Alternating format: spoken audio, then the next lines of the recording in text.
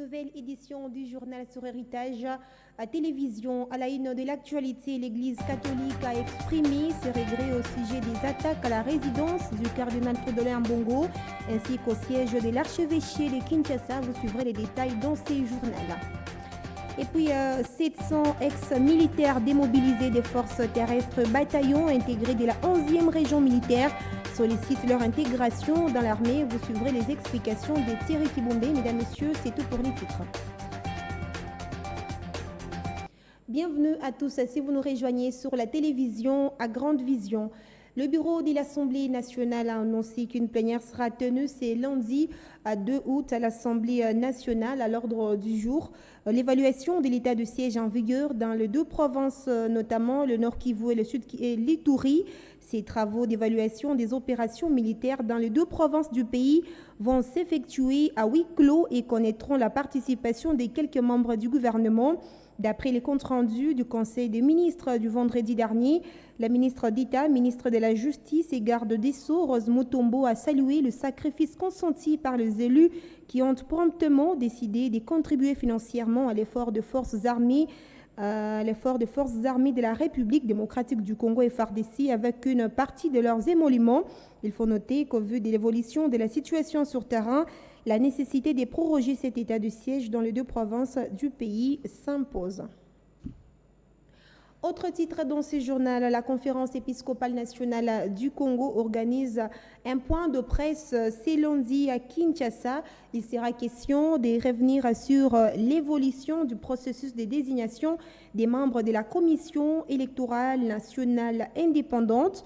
6 confessions religieuses ont déposé les procès-verbaux des désignations de leur choix pour le poste de président de la centrale électorale et une place des membres à la plénière de la dite organisation, en dépit du fait qu'ils aient signé le rapport constatant l'absence du consensus entre les chefs religieux et la non-organisation du vote.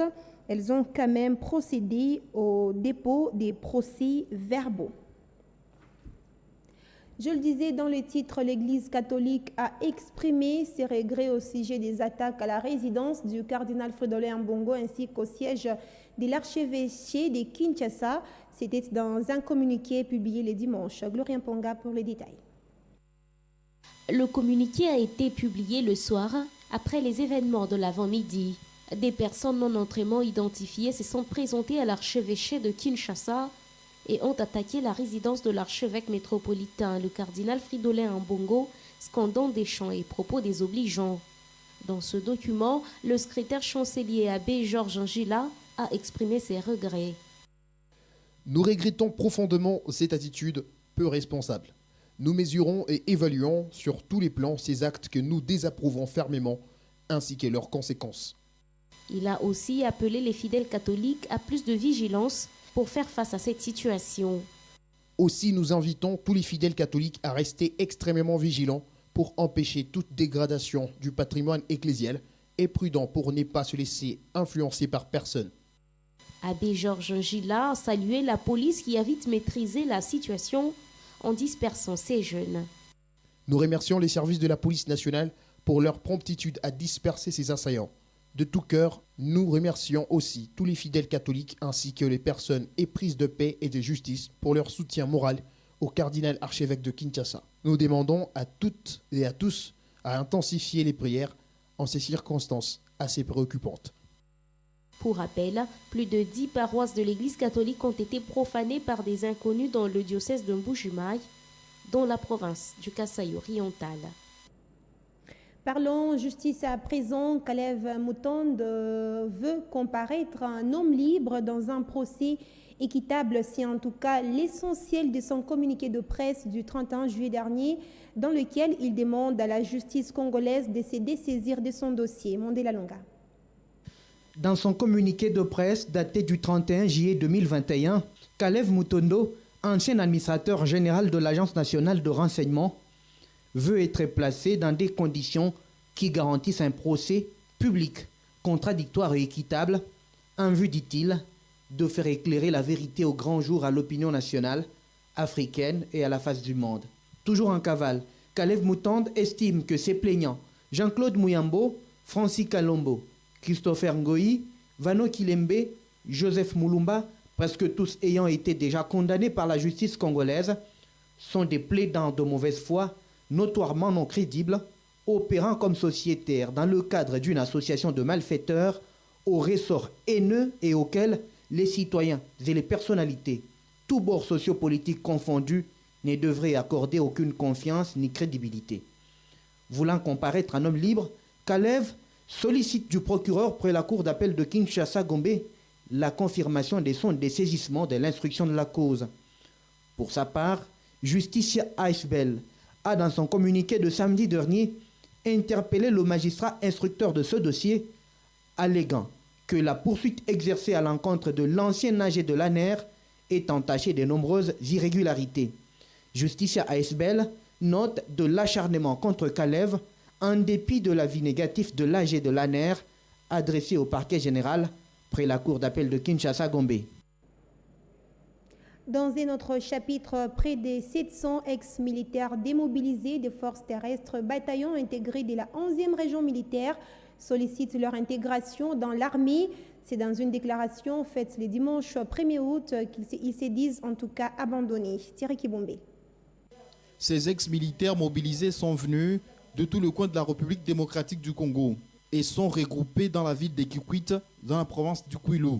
Selon eux, ils vivent dans de mauvaises conditions depuis plus d'une année, alors que le président de la République avait intimé l'ordre pour que ces ex-militaires intègrent les forces armées de la République démocratique du Congo, ont-ils affirmé. Ils sollicitent l'implication personnelle du chef de l'État, commandant suprême des forces armées de la RDC et police nationale congolaise, en vue de leur considération et intégration dans l'armée pour défendre les territoires congolais. Ces groupes a connu même 5 cas de décès. La région n'a rien fait pour nous. C'est par miracle de Dieu que nous sommes parvenus à l'enterrement de nos 5 éléments, témoignent-ils. Ils sont prêts à soutenir et défendre les intérêts du pays. Parrainons à présent la page internationale avant de refermer complètement cette édition du journal à direction vers la Chine où le bilan des inondations du 20 juillet dans les centres de la Chine a été brutalement revu à la hausse. C'est lundi 2 août. Les autorités locales communiquent 302 morts et 50 disparus. Les précipitations qui s'étaient abattues sur la métropole de Xingzhou, capitale de la province très peuplée de Hunan, avaient englouti une rame des métros et un tunnel routier emportant des dizaines d'automobiles. Le précédent bilan pour l'ensemble de la province faisait état d'une centaine de morts. Ce journal est terminé. Je vous rappelle le principal titre. L'Église catholique a exprimé ses regrets au sujet des attaques à la résidence du cardinal Fridolin Ambongo ainsi qu'au siège de l'archevêché de Kinshasa. Vous avez suivi les détails avec Glorien Ponga. Et puis 700 ex-militaires démobilisés des forces terrestres, bataillons intégrés de la 11e région militaire, sollicitent l'intégration dans l'armée. C'était le journal de la rédaction. Merci à tous de l'avoir suivi à travers le monde.